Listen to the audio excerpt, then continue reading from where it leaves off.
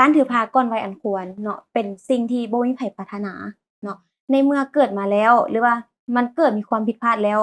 ทุกสิ่งทุกอย่างมันก็จะเฮ็ดให้เราบ่ไปตามเป้าหมายที่เราได้ตั้งไว้ Merlin Pahu Podcast อยากให้ท่านหมออะนะฝากคำแนะนำเนาะให้แก่วัยหนุ่มว่าการคุมกำเนิดนี่น่ะมันเป็นสิ่งที่ว่าวัยหนุ่มเราเป็นหยังจึงว่าต้องควรรู้และท่านหมอมีคำแนะนำใดเป็นพิเศษบ่ในนามที่ว่าเราติดพันกับเวียกงานดังกล่าวแล้วก็พบกับหลากหลายเคสคือทั้งหมดทั้งมวลที่เราได้ลงกันมาเนาะก็คือเกี่ยวพันกับวัยหนุ่มเนาะสำหรับการป้องกันการถือผ้าหรือว่าการคุมกำเนิดเป็นสิ่งที่สำคัญสำหรับวัยหนุ่มโดยเฉพาะแม่นวัยหนุ่มอยู่ในช่วงที่ว่า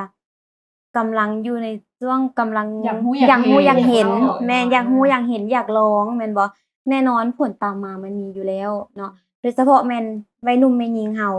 การถือผ้าก่อนวัยอันควรเนาะเป็นสิ่งที่บ่มีไผปรารถนา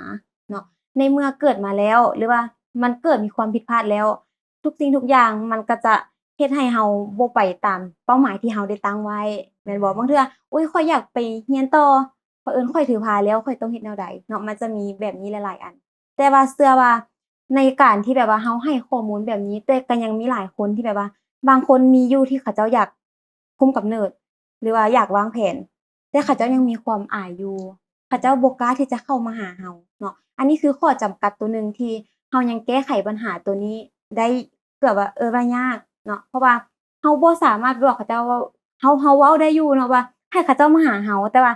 ลึกๆในใจของเขาเจ้าแล้วเขาเจ้าบ่กล้าที่จะเข้ามาหาเราเนาะแต่เชื่อว่าคันถ้าหากว่าเขาเจ้าได้รับข้อมูลที่เขาเจ้าถูกต้องหรือว่าเขาเจ้ารู้ได้ถึงข้อดีแล้วก็ข้อเสียของการคุมกำเนิดหรือว่าการวางแผนครอบครัวเขาเจ้าจะสนใจทางด้านนี้เนาะโดยเฉพาะแม่นศูนย์วัยหนุ่มเนาะสำหรับน้องๆวัยหนุ่มผู้ใดที่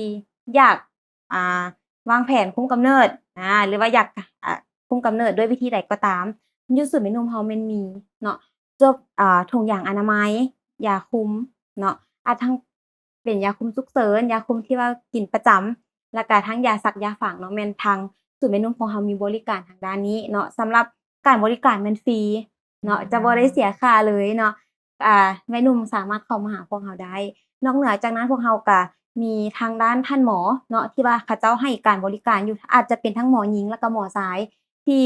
พร้อมที่จะให้คำปรึกษาทางด้านเกี่ยวกับสุขภาพทางเพศสุขภาพเจริญพันธุ์พยาธิติดต่อทางเพศสัมพันธ์เนาะบ่ว่าจะเป็นทั้ง HIV บ่เนาะหนองใน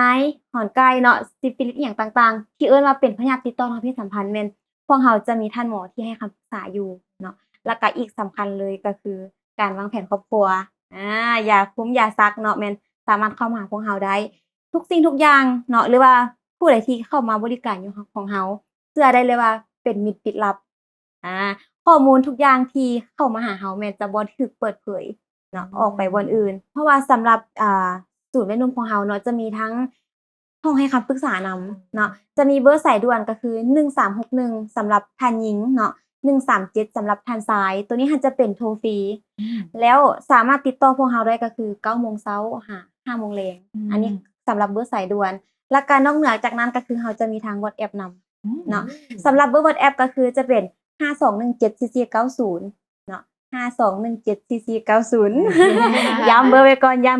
เพื่อว่าเขาเจ้าบ่กล้าที่จะโทรล้มบางเทื่อโทรล้มแล้วก็บ่มีเวลาที่จะโทรหาสินะสามารถแจ้ง WhatsApp หาพวกเราได้พวกเราจะมีทีมงานท่าตอบอยู่เซตปะไว้ก่อน แม่นเซตปะไว้ก่อนเดี๋ยวท่านหมอมาตอบตามหลัง